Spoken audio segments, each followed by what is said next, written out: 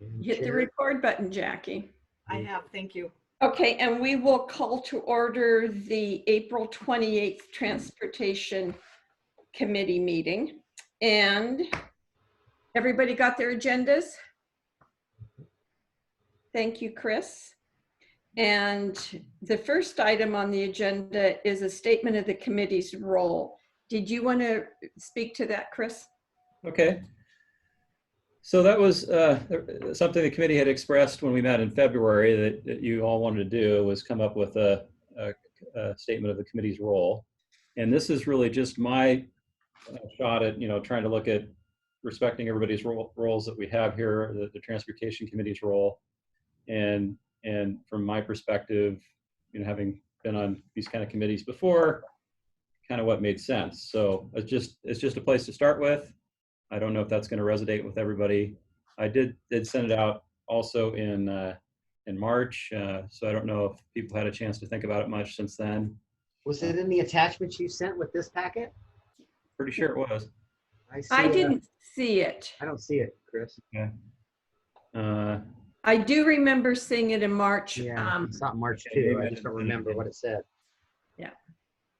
Well, You want to read it to us? yeah, well, it's pretty short, so why don't I just read it aloud really quickly here. So, draft statement of committee's role.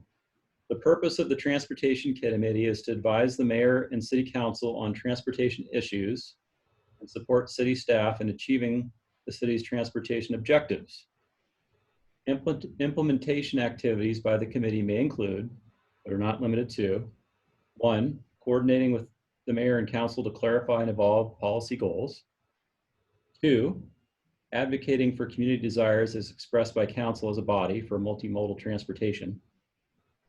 3, assist staff with developing programs and initiatives for the preservation and improvement of infrastructure and safety of the traveling public.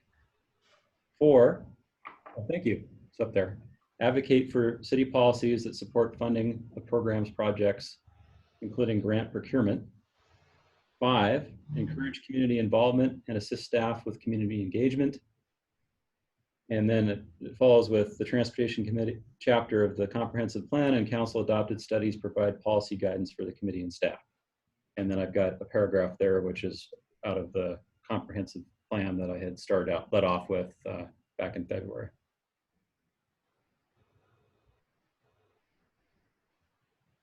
So how does that resonate with folks? Any comments on that, or? I like it. I think it's a nice overview. Doesn't have, doesn't get down in the weeds and allows us a lot of flexibility. Nice job, Chris. Scott, do you have any thoughts? I like it. I think it gives us the flexibility with what we need to do, and I don't. Looking at it again, I don't see any changes that I think are needed. I think it's a good mission statement. Yeah, I would concur. So what about the department heads are there? Mark or Noah or Rob, do you guys have any comments on it? I'm fine with it. You guys are the policymaker. You set policy. There's nothing here that grabs me or makes me go, oh my God, no, we can't do that. I'm good with it. We talked about it, I think, at the first meeting in generalities. I just hope you don't think we're going to do one of these for the utility committee. Just take out the same thing and just take out the word transportation and public utility. Chris is setting a bad example right now.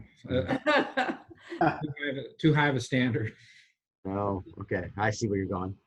I quickly looked at it to see if it was exclusive to anything, and I couldn't come up with anything, and so I think I'm happy with it. Do you need a motion to adopt? Sure, let's do that. All right, I'll make a motion to adopt the draft statement of the committee's role as presented by Chris. Second. Okay. And I think just the three of us are voting. Mm-hmm. So all in favor of adopting this draft statement as our committee's role, please say aye. Aye. Aye. Anyone opposed? Okay, so we now have a statement of the committee's roles. Thank you, Chris. Now, And is that a policy that is just adopted and then I report on it? Like a personnel policy, or do we need to form, because I become part of a future transportation plan? Nick, you're the comp plan guy.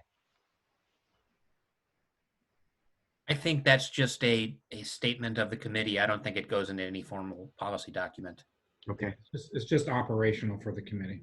right, fair enough. that was the way I saw it also. I agree.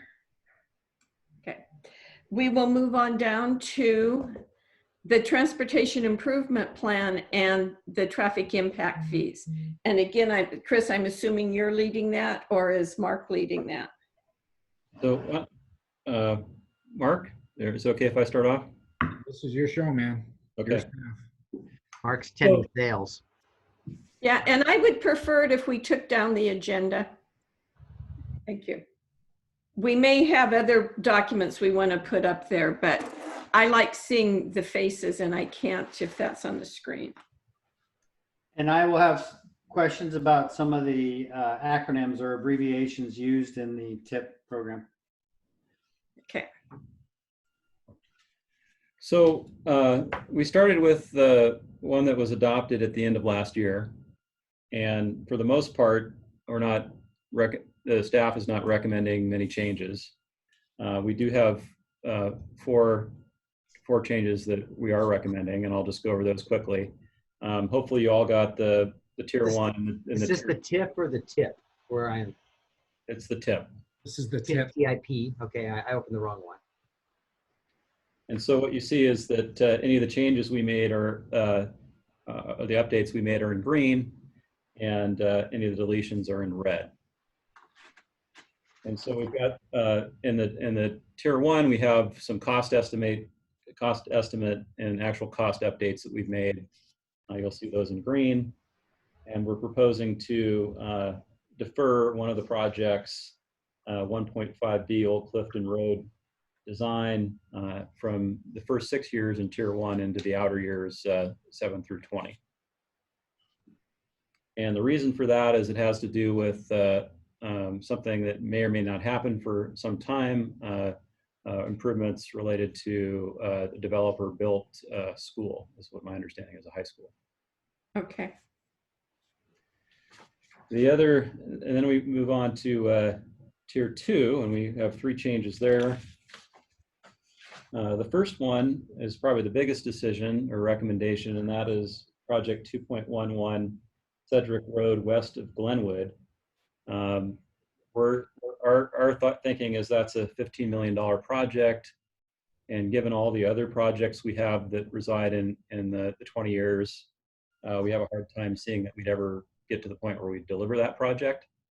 And it was one of the lower priority projects we, at least from staff's perspective, and certainly chime in if we're wrong, in the outer years, the 2026 through 2039. So Chris, I think there's 2 issues there. One was that the Glenwood West, or Sedgwick West to Glenwood, was the entirety from 16 to the city limits, whereas there was a second project under 2. I want to say 02 and 03, which were also Sedgwick Road West, and so it was partially a duplicate project, and it had a bigger scope than the other project that was on the list. And so I think the Sedgwick West 2.02 and 2.03 is that project at the Lowe's intersection where we probably get as many complaints about traffic as anywhere in the city. And so that is remaining on the list. It's just that the portion west of 16 is no longer a project on the list to do anything with that. Beyond the light has been removed, but trying to improve the condition of the light is what we're trying to fix. Which then that's really the compact roundabout. So what are we doing? The compact roundabouts at Lowe's? No, no, that's the interchange. I'm sorry. yeah, this does not include improvements to the interchange, but it does improve everything from the state's jurisdiction to Sydney Avenue, which would be widening non-motorized and fixing the intersection at Lowe's to get people to the state highway. Okay, I get it now. And I think the nexus for the original Sedgwick West had to do with our West Sound Alliance group. Remember back when we had one of the options to bypass Gorse was to get to the industrial center through Glenwood and Lake Flora. Right. But we had added that as a tier 2 project in coordination with West Sound Alliance. Okay. I want to go back to our tier 1. Can we do that? And the Villere 1.7, that Villere Connector. My question on that is, we have $1 million penciled in on that for 2022. Is that realistic? Well, I guess I can jump in. I mean, we have a developer right now that's working at a site at Villere Court that's actively pursuing the properties needed to take that connector road over to Wendy's. So Okay. if this is our contribution or whatever. Or it allows them to get credit if they build it for us. Right. So Okay. I just didn't know where we were coming up with $1 million in 2 years for that project. That was my question. Yeah, Yeah, I suppose because we're heading into the biennial budget for 2021 and 2022, it may make sense to look at any projects in 2021 and 22 to make sure that they don't need to be shifted out beyond this next budget. Yeah, but for right now, based on my conversations with Ian the other day and questions he was getting from the potential franchise that's going to go in there across from Taco Time, I definitely think that with this being a critical component to at least correct the value error and getting that to a right in, right out, we should definitely support the developer in their quest. Are we going to find out who it is? Are you going to tell us that? We're recording. We shouldn't do that. Okay, thank you. That was my main question. And then it looked to me like, okay, that was my question. Ad was And Nick, Nick, so can I ask a question on that too? So when we're looking at 21 and 22, and the combined total is roughly around $9 million, this table isn't saying that the city is going to be investing $9 million for these projects. That's not what this table means. Question mark. I think actually it does, because we are planning on adopting the 6-year street plan. We have updated in the comp plan every year, and the RCW under 3670A, I believe, says that capital budget decisions must be consistent with the comp plan.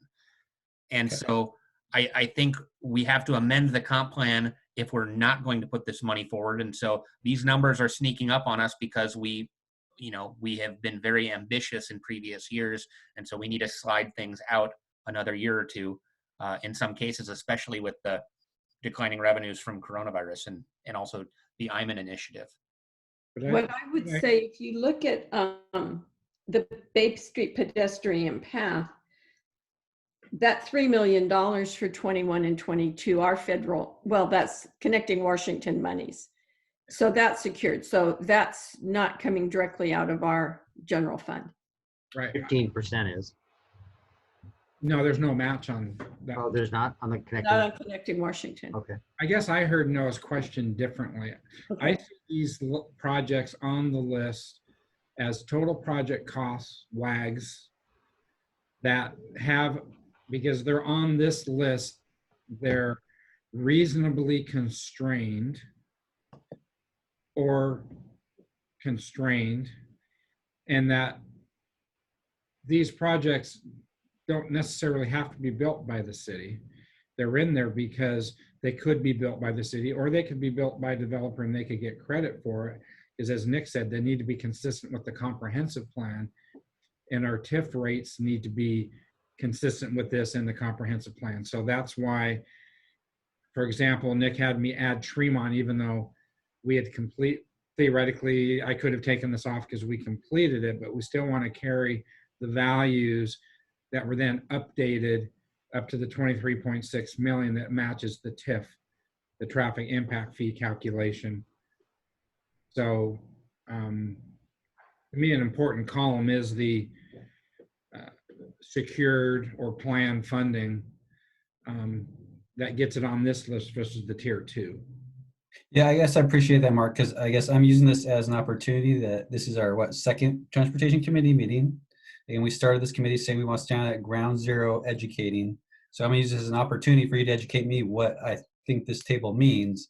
Because right now, as we move towards budget, I don't think we could write a $10 million transportation capital budget. So I just want to clarify what that means as we're all discussing what this means. Right. It's so this, let me, a little bit more background. So when I came here, we had a wish list. All of our capital, one is our comprehensive plans were terrible, and none of them were financially constrained. We didn't have revenues to support anything. And in the last 12 years, I'd say one of the best things from my perspective, and maybe Nick would agree, that we've done is we've actually gone to comprehensive plans that have CIPs, that have revenues, that support the projects, and we monitor those and we move them out if we can't do them, or we fund it. So what we found out in 2013 or something, when WashDOT asked about people's tips, we found out statewide, or especially in the Puget Sound Regional Council, their MPO, that everybody was doing them differently. And so they had different ideas. Ours was a wish list. The county had a tier 1, tier 2. Other jurisdictions only put projects if they're reasonably constrained. And so this thing has evolved greatly into reasonably constrained. If there's some sort of funding source or commitment, then it goes on to the tier 1. The tier 2 is still really a wish list. This was a base document then, which was made consistent with other jurisdictions. And to me, these are on here, and especially on the TIF list, so that we have the ability to provide credits to get infrastructure built by developers. Because without being on this list or on the TIF list, a developer wouldn't be incentivized to build a roundabout someplace. And just like on the STIP, the state's transportation improvement plan, once projects get funded, they get removed from that list. And that's why I was going to remove Tremont, but then Nick pointed out that we really needed it on here so that we could be consistent with, again, our transportation impact fees. So that's why we made some adjustments so that we're consistent now with the proposed TIF and the new impact fee rate, if that makes sense. You know, an example of that is the roundabout at Bravo Terrace. That was pretty hotly debated at the time whether we were going to put those roundabouts on Cedric on that list, and some council members didn't want them there because that road's the state's responsibility. And we did get them on there, and it appears that that roundabout is going to get built now because a developer is willing to do it. And if we hadn't have done that, they would have likely been required to do it anyway and then not gotten credit. And it just kills projects. Right, they would have had to build the roundabout and pay the impact fees. Yeah, both. So yeah, that's a good point. But that's not on our 6-year tip. I'm not seeing that. It was It's on the 20. It's on the TIF. It's on the the 20-year list. It's not on the 6-year list. It's on the tier 2, and then it's on the TIF. Okay. If you look at the TIF list, you'll see that that's made up of the tier 1 and tier 2 projects. Right. I noticed that. I was just clarifying that they don't have to be on our 6-year plan to be included in the TIF. Correct. They don't need to be reasonably constrained. Okay. The other comment I'm going to make about our 6-year plan, and I'm not suggesting it's right or wrong or anything, it's just what came to my attention, is we have a lot of planning on here and not a lot of construction. And I'm looking at, again, 21, and we've got a lot of money allocated out there for planning. And I'm hoping that Noah looks at that. Are those Bethel, segments of Bethel? I'm not looking at what you're looking at, so. Planning for what? Yeah, I think the important thing is that the only project we have designed and shovel ready right now is the Anderson Hill Roundabout. And so until you do the planning and design, you can't move into capital construction unless it's a maintenance project. And even those need bid specs. So we have nothing that is ready to bid today other than project 1.4. And we don't anticipate that in the next 6 years, or we can add them to the list if they, if we get the plans and would move towards construction. And I think later in the meeting, we're applying for some grants to, you know, and throwing some darts out there. Right, right. But I think your point is we wouldn't want to overplan. We don't want to plan for projects that we couldn't deliver within the next couple, 3 years, because why wouldn't we then put off the planning? And, Right. and a lot of times if you plan something and then 5 years later, you go back to the community, well, that, you know, part of that effort is getting everybody on board with the direction you're heading, and then you do it all over again. So you certainly don't want to plan for things you're not going to be building within the next few years. That was kind of where I was going with that. The other thing I was going with it is if we're going to plan and we may not be able to deliver in the next 6 years, would we be better off putting that down in our maintenance and preservation area? Just trying to figure out how we can bolster our maintenance and preservation. Those were just my thoughts when I read tier 1. Okay. I think the important thing, and when we get to the traffic impact fee study, is that most of these planning projects are being paid for with impact fee dollars, and the preservation and maintenance, we can't use that funding for preservation and maintenance. And so we have to design a few things for impact fee expenditures so that we can use that money within the statutory timeline. Thank you. We need this conversation so we understand it better. I appreciate that, Nick. Okay. I'll turn it back to you guys after I got my questions answered on 1 and 2. Jay or Scott, did you have any questions there? Not really. What does the federal codes mean? The STP and the U? So SPP is Surface Transportation Program. Okay.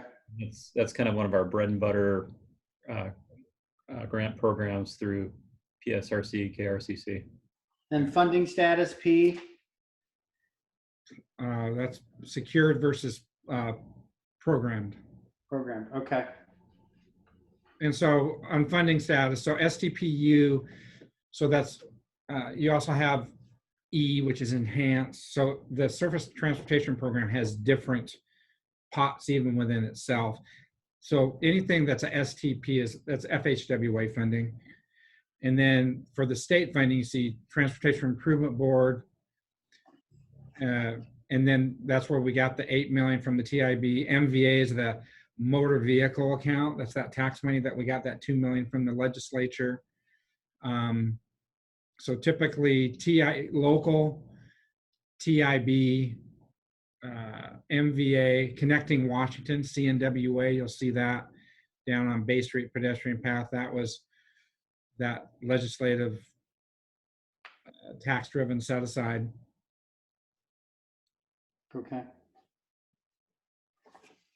So circling back to Noah's comment with the $9 million that's required within the 2-year biennium, I mean, a little bit of that is grant funded and contingent on getting the grant funding for that roundabout project at Anderson Hill, for instance, and the use of the grant funding at the Bay Street pedestrian pathway.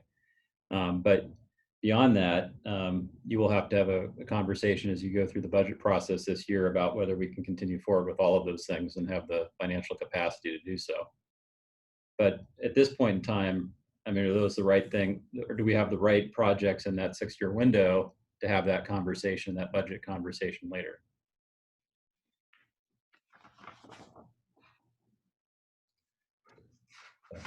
That's how I kind of look at it.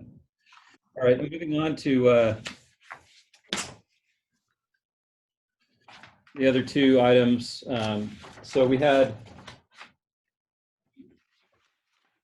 The one project we touched on earlier that got moved out of the tier 1 into the tier 2, if we go down to 2.21, you'll track that project being added to tier 2, the one that was taken away from tier 1. We also have 2.20 Old Clifton Road, and that is to provide for the continuation of that project beyond 60% design in tier 1 and the continuation into tier 2 for remainder design right-of-way construction.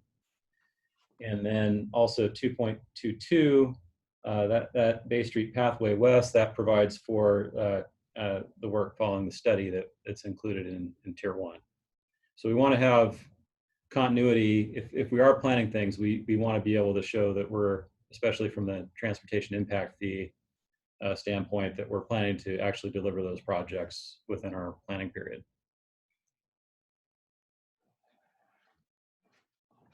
So that completes the summary of the changes that are proposed.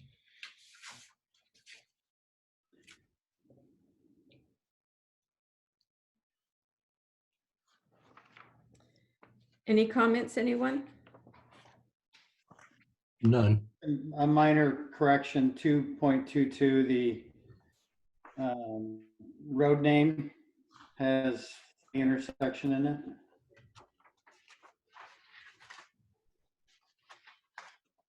Oh, okay, yeah, that's wrong. Good point.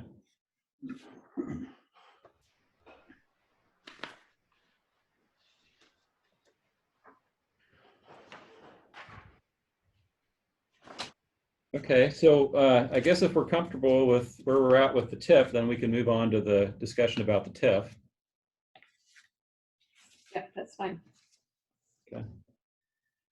So what we have that you're looking at on the information that's provided is we have 3 different alternatives that we're looking at for updating the study with different levels of the number of improvements that are included. And they're color coded. So you have one that's red, one that's yellow, and one that's green. The one that's red includes all of the TIF eligible projects that are in the CIP. The one that's yellow includes all the mitigation we need through 2040 for level of service requirements. And the one in green goes through 2026. So that's the difference between the 3 lists. Our current fee, Chris, is 2,500. Is that correct, or 3,000?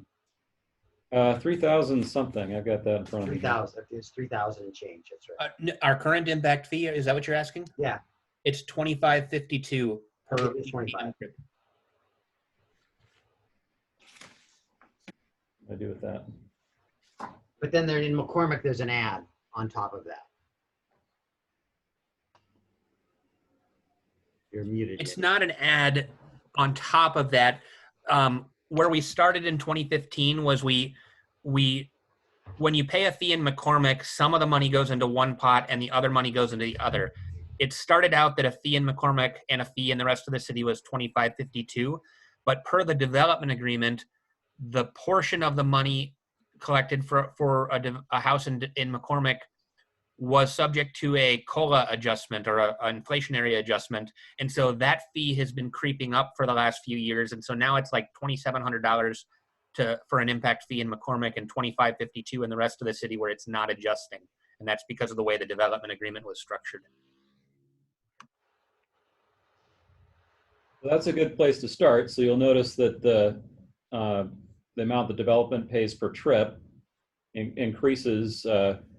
If we want to fund through 2026 mitigation, we're going from that 2,500 level to 2,700, and then on up to 3,800 with funding through 2040, and all projects being at $4,472 per trip.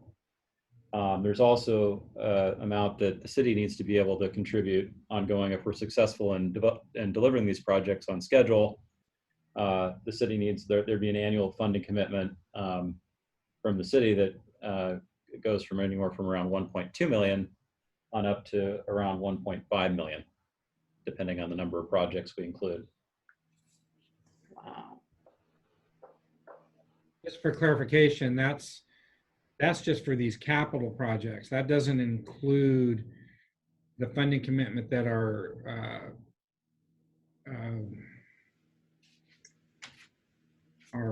what, help me out here. Preservation. Preservation and maintenance, is that what you're talking about? Yeah, our PMS was wanting us to put up 1.5 million aside a payment management system, correct? And we got $500,000 a year in debt service on Tremont.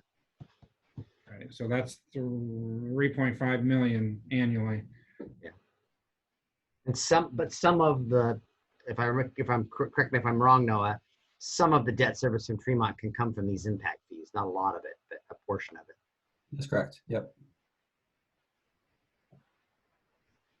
Anyway, so it's reasonable to say that we do need to adjust our impact fees, with 976 taking a big bite out of our maintenance, which wasn't even that big of a dollar amount, but by shutting that off, knowing that we really weren't putting anywhere near what the pavement management system said we needed to set aside,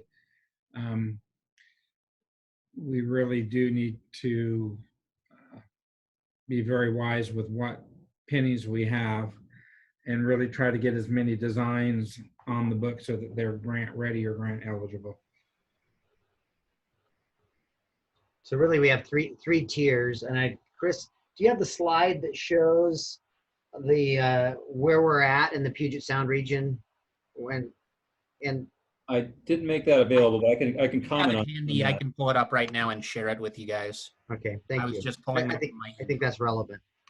But currently we're lower than our neighbors, Shelton, Port Orchard, and I'm sorry, Paulsbo and Gig Harbor. So the Washington average is $4,300, and we're down at. We're at 2552. That was an error on the number they inserted for Port Orchard. They're at 3,800. So we're actually- we're quite a ways down this chart then. Yeah, I think we're even below where Shelton is, and I think That's where we're at currently. 25, correct. And the state average is $4,300. I think I saw it up there. And Correct. where is where Gig are our Harbor is neighbors at? 5,000. 5,000 for Gig Harbor, 5,300 for Paulsbo. Bainbridge is on here somewhere. I think they were a little bit below us, but they also don't have as many urban road projects as we do. And Bremerton doesn't have an impact fee at all. Correct. And the county's down here at 700, but they're doing their study right now as well. And they've hired TSI to do that work for them. Yeah, Bainbridge is at 1,600 per peak PM trip. I think somebody's suing the county. That's why they're doing it. Otherwise, they wouldn't do it. So we're proposing to go to 4472. Yeah, and Shelton's here at 3736. I think Shelton, Gig Harbor, and Paulsbo are probably our best comparables. I mean, my personal take is, I think we should at least be doing the yellow, and I think there's conversation whether we should be doing the red. And I think the biggest reason we wouldn't do the red is because can we afford our share of the pie? There isn't a great deal of difference in our share between The green and the yellow. You're yeah, right. mine aren't color coded, between the green and the yellow. So our share, our annual funding is kind of a break even there.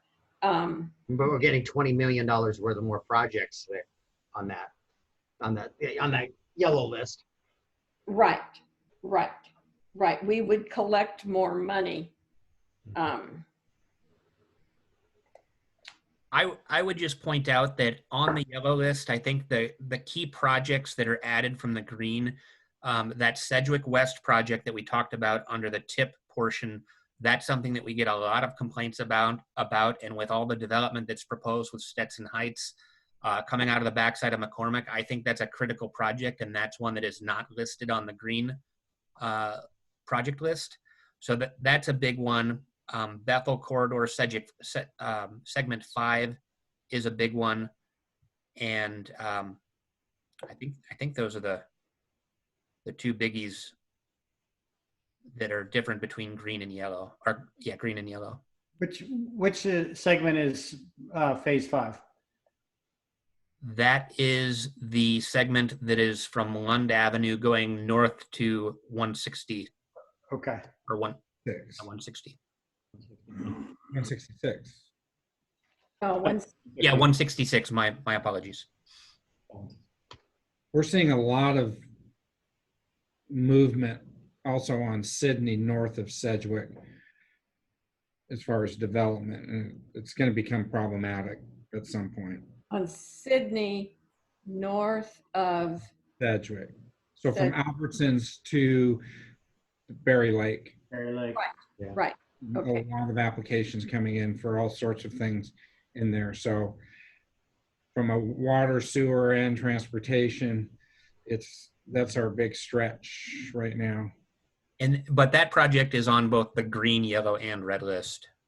Yeah, I'm just saying, especially after that pre-app we had yesterday, I'm becoming more concerned with the development and still the state not addressing the. Is that the Pottery Avenue, the 2.14? No, It is the Sydney widening 2.05. Okay, okay. Mark, what did you say that you got concerned about from yesterday's conversation? I missed that. just the Infrastructure. impact that we're having as we approve these land use applications. We've already got Highway 16 and the 160 interchange that's failing, and then we have the section there from there to Sedgwick in front of Lowe's and Albertsons, Right. Okay. and between Stetson and McCormick's continuing to build and people coming out of the backside. And then we start getting a bunch of apartments there on Sydney north of Sedgwick. It already takes a half hour to get from Burger King to the highway at certain times of the day. Hey, Chris, can we just go back to the TIF real quick? I'll make sure I'm understanding the TIF spreadsheet here. So I'm looking at the red tab. It says all TIF projects. I see 36 projects. Are these all the projects that were identified in the TIP that we just looked at? They won't be all the projects. It's most of them, but it's Okay. all eligible ones for impact fees. Okay, so I see the ID on the left for Yeah. projects 1.1 to projects 2.2, and these are our best cost estimates at this point in time of roughly $140 million worth of projects. Mhm. Of that, our local share is $62 million, and the growth share is $32 million. Is that correct? Yeah, that comes out of the model.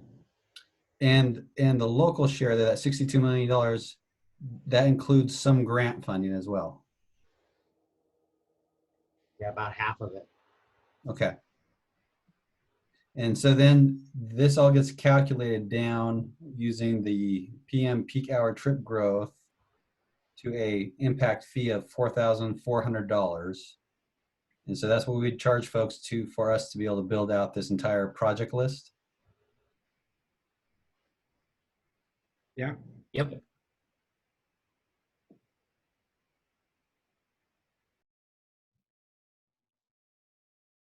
Does that math work? I'm trying to imagine us collecting enough money to build these projects at $4,000 in Well, impact. I remember those are per ITE trip. So the Institute of Transportation Engineering, it's not necessarily a one-to-one. So you have commercial. So there's a table that has like apartments are 0.62 per trip. Commercial restaurants are 2 point something. So it isn't a straight one-to-one. This 4472 is per ITE trip. I want to illustrate this. For example, we just took in the impact fee for the Chevron on Tremont. They paid that last week. At $25.52 per peak PM trip, They wrote us a check for $170,000 for that one gas station and a drive-through coffee stand on that same parking lot. Okay. And so, you double the impact fee, you're going to double that amount for one commercial development. Houses, in terms of traffic generation, are a lot less than some other commercial uses. And those commercial uses are really going to drive a lot of this, especially in the Bethel and Cedric corridors when things finally start to happen in those locations. In apartments, unfortunately, they're on the other side of the curve. They're like 0.62 because theoretically you have multiple people living, so the trips are less theoretically. And they're supposed to be built in locations that have access to transit. In transit, yeah. So a question I have is, if we did, and again, I'm not color coordinated here, but all of the projects with the impact fee of $44.72, does that somehow obligate us to plan on all of those projects in a certain period of time because we're collecting the fees for them? We have to spend any impact fee money collected within 10 years, and that's per state law. If we amend our TIP and our traffic impact fee study, we can remove projects from that list, and that's sort of a living document. Whatever study and whatever TIP is adopted is what you're committing to build at that time, but you are free to change that. And as far as I know, you can still get appealed for amending your comp plan to remove a project, but I don't think that is a widespread practice for somebody to challenge the city if they choose to take a project out of their transportation plan. Heck, we know the county's sitting on $400,000 that they've had for many years that if the developer asked for, they could probably get back. You should ask him for the money. Might have once or twice. Hey, Nick, just so I'm clear, I'm trying to make sure I'm reading the table correctly. So the local share is 62 million, gross share 32 million, and then I see down here under row 41, remaining unfunded commitment of 29 million, or roughly $30 million. So what is the expectation where that's supposed to come from? That's from you, Noah. That's from me. That's from the city. We got to figure out how to fund that, and and then the annual amount ends up being that 1.48 million per year. And I think it's important to point out that I believe we're assuming 50% grant funding on these projects, but excuse me, my dogs are barking. I hope that's not too loud. On Tremont, if you look at our grant funding relative to our local share, we actually got closer to 70% grant funding. And so it is possible to outperform our assumptions in grant funding, but you really have to wait and apply for those things and see how you do on a particular project. And sometimes you have to prostitute yourself, beg, borrow, and steal to hit that mark. And now we're not welcome at those parties anymore for a little while. I haven't been to Seattle in a year. That was a question so much on that, but also what is the future going to be looking like regarding funds with the. Well, you would think that, I mean, we're with this COVID thing, and that's why it's so important to have some designs on the shelf. Right. That there could be opportunities that we may not be ready for because we don't have designs sitting on a shelf. And that's probably a good segue. We do want to, run a little behind time now. We do want to get to the grants conversation and give you a briefing on that. Do you guys have an opinion on a path here? This is one of the, or do we need a decision? I think we kind of do need a decision, don't we? Because we're moving forward with hearings as soon as this COVID is lifted on this stuff.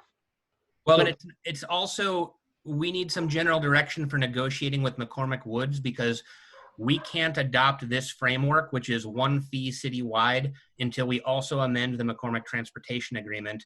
And so we need to understand what the committee's recommendation is as we negotiate with McCormick, so they understand what the fee is likely to be as part of that negotiation. So there's several moving pieces here. Okay, one of my questions is, do we want a recommendation from this committee, or does this committee want to take it to a work study next month with the recommendation for the whole council? I can't guarantee we're going to have that work study. Okay. But I think in the I hope past, so. we've always had a broad discussion, whether it's finance or utility or transportation. Seems like we've got to have this as a discussion, either on a regular agenda as a discussion item or a work study. Yeah. Jay? So my question is this, we're talking about this, is raising it to approximately 4,700, is that going to get us where we need to go?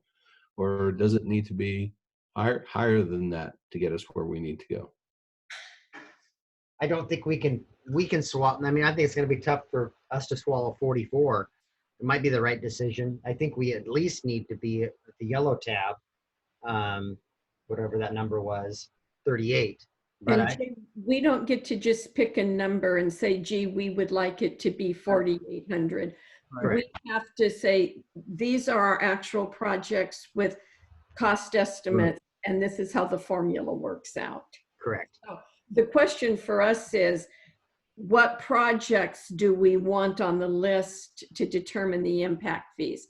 And when we did this, however many years ago, in 14 or 15 or whenever it was, we really massaged that list because we were council did, because we were very sensitive to that $2,500 number.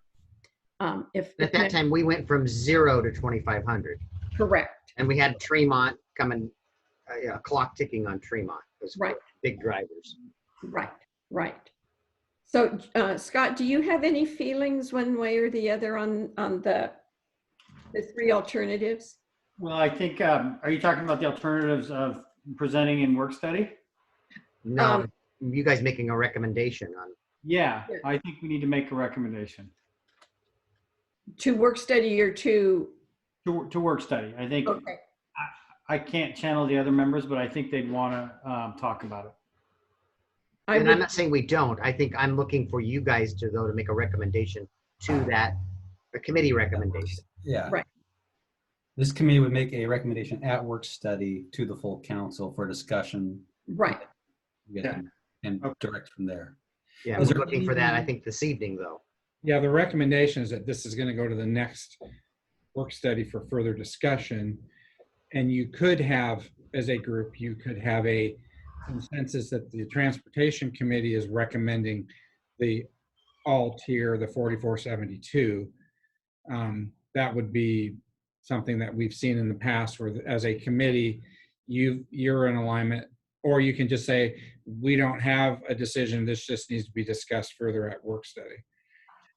Scott, I think do you need to you go have with a 4472 because the math, like Beck says, you have to go with the 4472 unless you're willing to start cutting scope.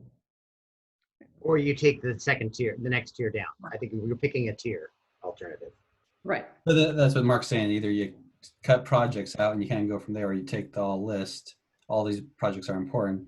So I guess what's the drawback of not going with the all list? Yeah. $400. Why would we not go with that? Comparing with our partner cities, we're still below them. We're at the state average. I don't have a problem with it all. I don't have a vote. My question on that, and then Jay, is the reason that I would look at the middle one is the annual expectation, the annual funding commitment that we're going to have. It's, 300,000 more annually. I don't know that I get too hung up on, I mean, that's important, but I wouldn't get too hung up on it because we have an annual funding commitment in our current plan. And I can assure you, you guys were part of that budget. It's not there. Okay. But I mean, we can't be silly about this either. Yeah, As Jay. Nick said, this is a living document. Projects are going to come and go. I'll throw in my 2 cents, and that is that with the 4472, and I'm sorry, I got the 7 and the 4 mixed up when I was talking. But I would go for that because with the 10-year window to spend that in, I will echo what the mayor just said. Projects come and go, and some of them are going to come in higher than what we expect, and I think that's the more realistic way to go. Scott. Yeah, I'm fine with that. 4472. Yeah, the red one, include everything on it. Yeah. Correct. But the recommendation from the committee is to move this to a work study for further discussion. Yes.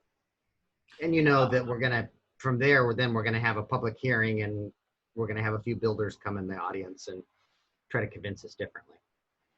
It's tough to go backwards if you start middle or low. If you start high, you might end up doing something a little different too. Who knows how it'll end. How did McCormick react, Nick, to this list? I think they were just happy to have the data and understand the local share versus growth share, which helps determine their potential impact fee credit. I think their main priority is to include the transportation projects they include to build, which at a minimum is the Old Clifton Road Campus Parkway intersection. And I think the Old Clifton McCormick Woods Drive intersection, though we were having some discussions because of how Parcel A has gone about anything that would change the entrance and whether that is going to be viable or not.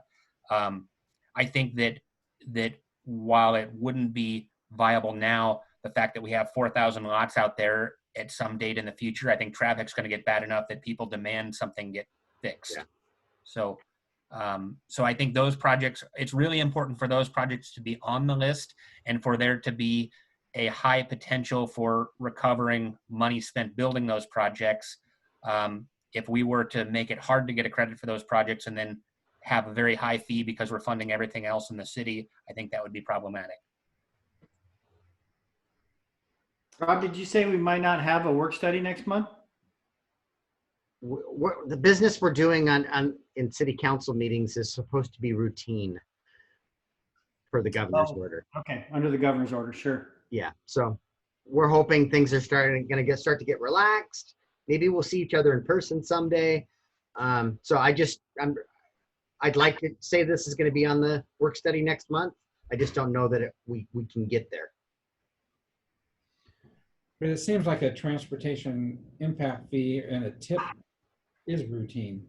Yeah. That's what I would argue, Mark. Yeah, I think we can make that argument. We gotta convince the attorney.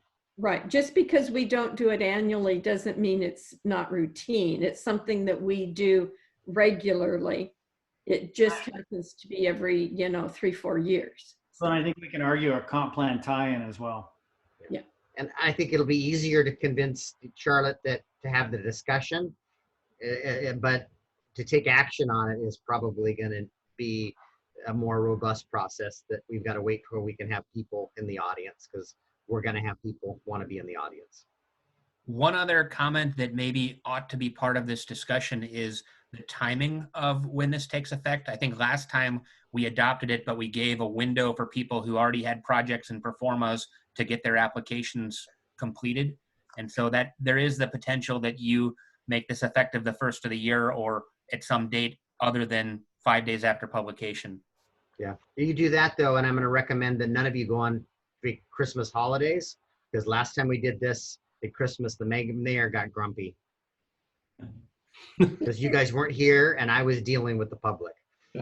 Hey, is the state providing any relief for comprehensive planning and those associated deadlines? None at this time. For those whose cycle ends midsummer?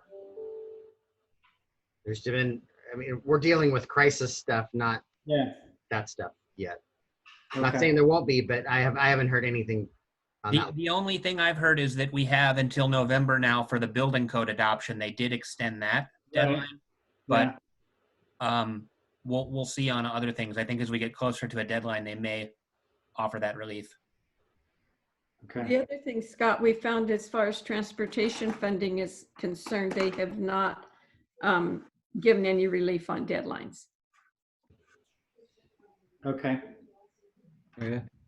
Well, that's a good segue to our last, our final item on the agenda. And I had a little bit of update here on grant opportunities. I want to talk about one of them specifically because the applications are due on the 18th of May. And we won't have a chance to meet again before that time. So we're planning to submit a DOT build grant for Bethel Phase 1. And hopefully you all got the map that shows what we're the extents of the project there. Pretty much just what we have in the study. I did the cost estimates coming in at about a little over $11 million, and that's a no match for rural communities, and we're a rural community, so that's a good thing.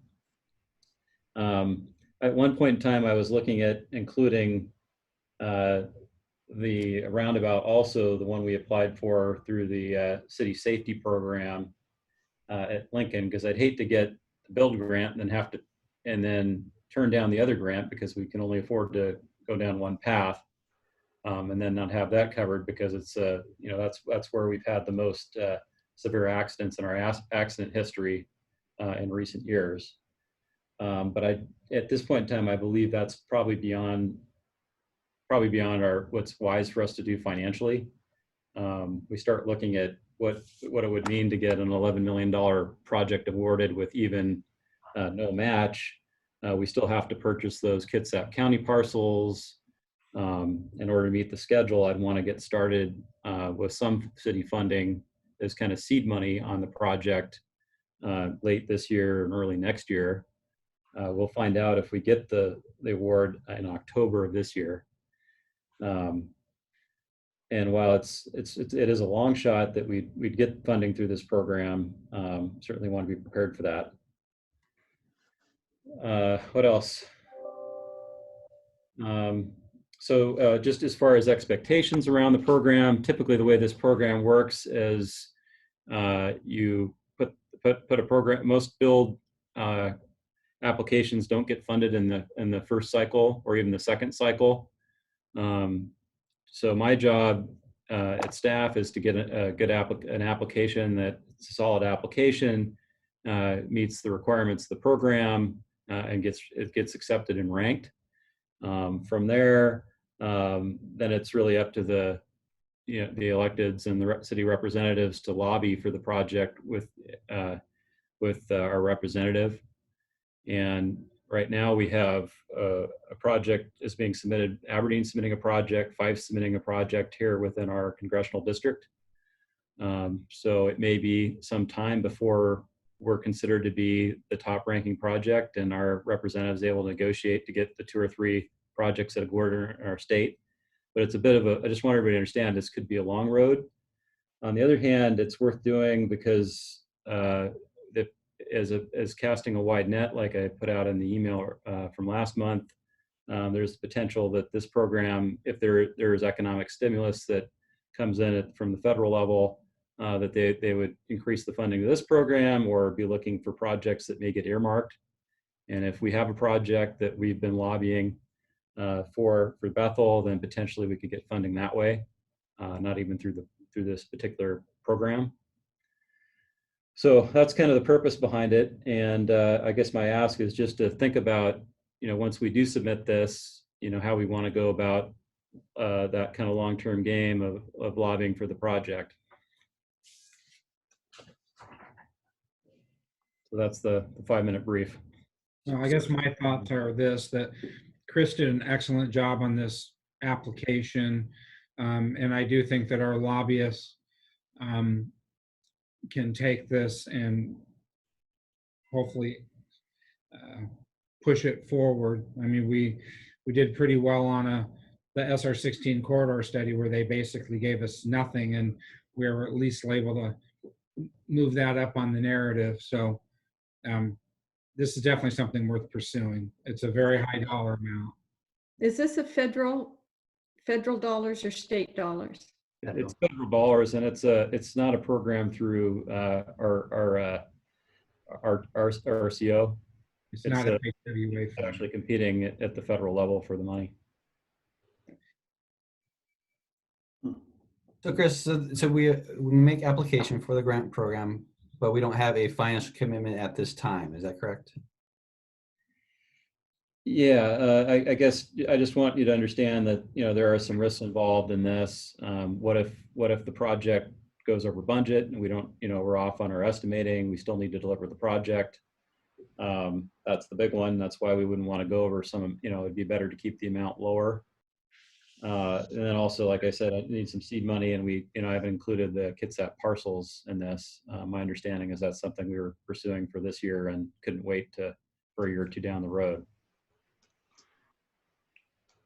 So I guess this is where I'm getting confused, Chris. Is there a local commitment now just to put in the application to lobby for the grant funds? Then once it's awarded, assume we get it. If there are cost overruns, then we have to pick up the cost overruns, but that's kind of on the long tail end. But up front right now, is there any commitment on the city's part to this project, or is it just putting the application and seeing what happens? Yeah, it's, there's zero match, so we don't have to have anything in our CIP, although it does help us that we have some money in the current tip that's shown there. I think we had $800,000 in the tip, and I'll provide a copy of that with the application. Right, but this isn't, we're not committing ourselves to a 13.5% match and need, have secured dollars. I think this is a turn in the application, push it through a couple different cycles, and if the funding's there, then we come back to the council with do we or do we not want to accept the grant, correct? And yeah, but I think the important thing is that you're looking at 100% funding for the cost estimate. We also have 50% funding built into our traffic impact fee. And so we can take traffic impact fee money to cover up to whatever the growth share amount in that study is, which I've already closed that document, but if somebody still got it, I think it was the one project was like $10 million or $12 million. The whole corridor is 55 million. So whatever the growth percentage is, 45% or something. Yeah, so 3 years down the line or 5 years down the line, when we build the project, we will have, TIF money to cover any cost overruns, I would think. Yeah, so this is like that Tiger grant. To me, this is like a no-brainer to throw our hat in the ring and get behind. I agree. Yeah, but our concern is we have to purchase the right of way. Or is We're gonna do that included anyway. in the 11 Just how million? we're going to do it. We haven't figured that out. And we can't even start down that path until this COVID order's been lifted. We've got The mayor's working on that one. Noah's working on that. It's X, Y, and Z, Mark. Oh, okay. So the other thing, I guess having the need to purchase the right of way, and then Chris, you referring to some seed money. What are you thinking there? What's the seed money for? What's the purpose of that? so I'd like to hire a consultant and be able to make sure that we can deliver this. And we have a 6-year window to deliver the project. By the time I get the thing, you go through all the hoops to get the money committed from the federal government to the city's project. And we have about 6 years left to complete the project, and it includes right-of-way acquisition.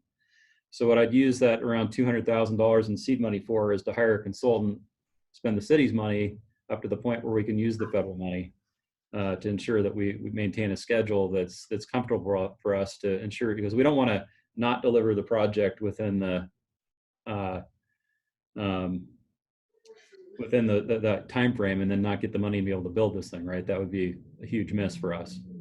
So we want to make, a little bit of money up front will help me make sure that I stay on track with getting the right-of-way plans developed and getting the permits underway for the project. We have to have the NEPA permit complete before we can do just about anything on the project. So it gets those things going so that we can, it's a pretty aggressive schedule to be able to do 60%, 30% to final design, right-of-way phase, and construction all within those 6 years.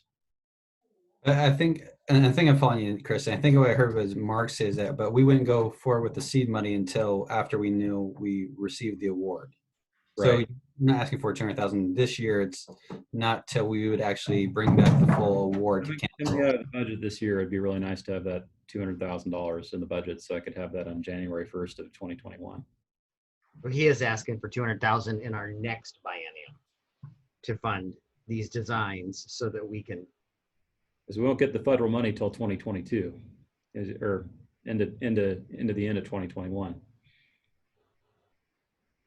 Okay, yeah, I guess that's what I'm asking. The timing is what I'm trying to understand here. So we would actually know and move forward with this project in this next biennial budget. Yeah, or even better if I could get it at the end of this year, through some kind of separate council action. Probably not. Okay. Probably safe to assume not. Unless we get a whole bunch of impact fees we hadn't planned on, because these would be, we could spend the impact fees on this, correct, Nick? This type of consultant, and it's for the roadway. Yes, yes, definitely.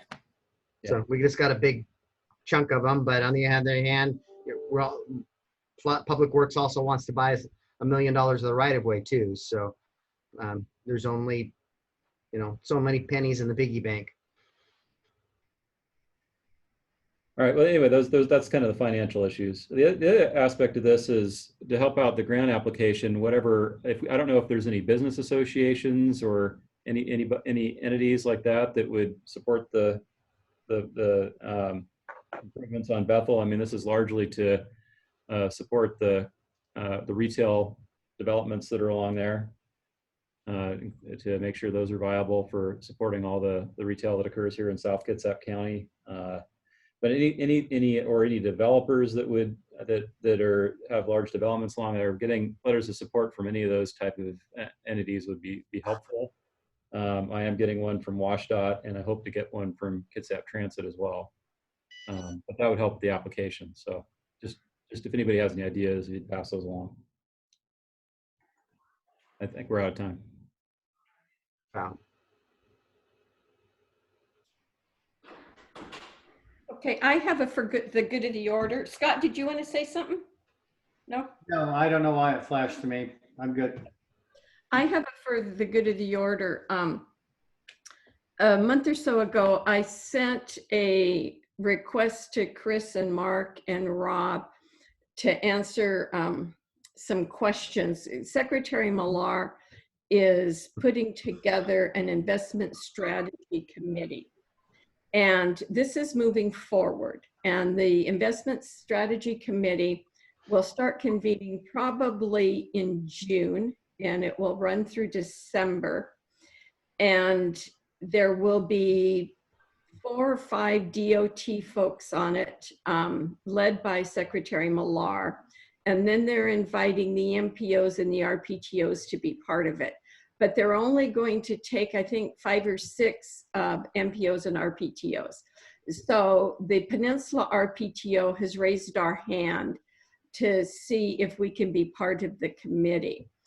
Now, it's very clear that what the intent is the Department of Transportation in the beginning would put together a list of projects that they needed to do statewide for their highway system. And they would send that to the legislature, and they would put that money in a budget. And DOT would go on about their work. And then at some point, Millar's position became a cabinet position, and Tim Iman's first initiative happened. A lot of things happened, and they have moved from that scenario to most of the, like the nickel tax or the most recent one connecting Washington. The legislature comes up with a transportation package, which is basically legislatively directed. And that's what those are the projects DOT has to go out and complete. And they may or may not be the projects that DOT finds important. There are also a whole bunch of different buckets of funding. And Secretary Millar is thinking that there should only be 5 buckets of money. And he's convening this group to put together a strategy for transportation investment that is different than we're seeing now. So I just wanted you all aware of that. You don't know how long it may or may not take him to affect these changes, if he can affect the changes at all.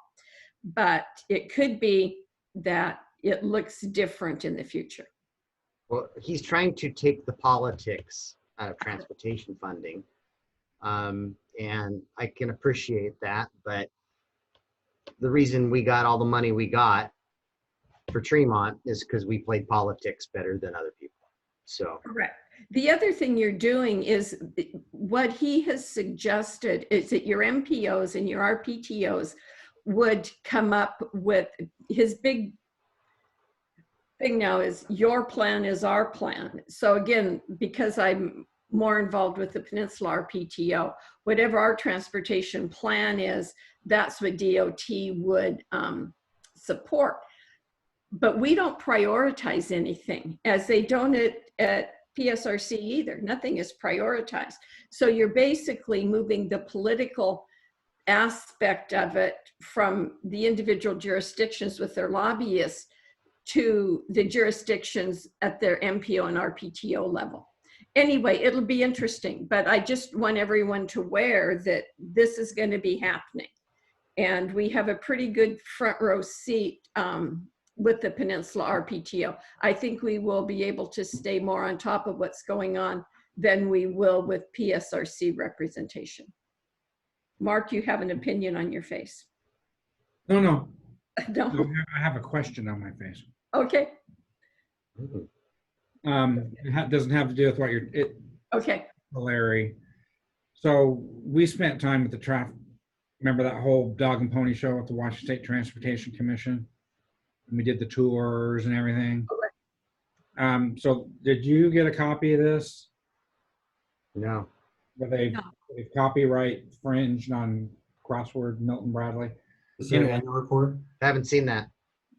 So I'm going to give this to somebody. I actually threw it in my waste bin. Okay. It's a complete waste of a day, but if somebody wants this, I'll have it in my in basket. Okay. I'll take a look at it, Mark. Okay, it's right here in the top. Okay. And circle it by my office at some point too. Okay. I'm always looking for something to keep me up at night. Yeah, this is pretty slim reading, especially if it comes to our area. And definitely Port Arthur's not even mentioned, so. Oh my. So, well, we better wrap this up. We've got another meeting coming up very quickly. So is there anything else for the good of the order? My understanding is our takeaway is that we will recommend the red impact fee chart, but we will take that to work study for full council discussion. Is that the gist of what we decided today? And did we give Chris, we gave Chris permission to apply for those grants, but we're a little squishy on where he's going to get $200,000. Right. And you adopted your Mission statement. Our mission statement. Yeah. And I want to thank Jackie for a utility person having to sit through a transportation conversation and run this meeting. That's perfectly fine. I was sitting here reviewing all of these things that we have to review this week. Okay. So if Jackie could stop the recording, I think Beck had a question we just didn't want to capture on the recorder.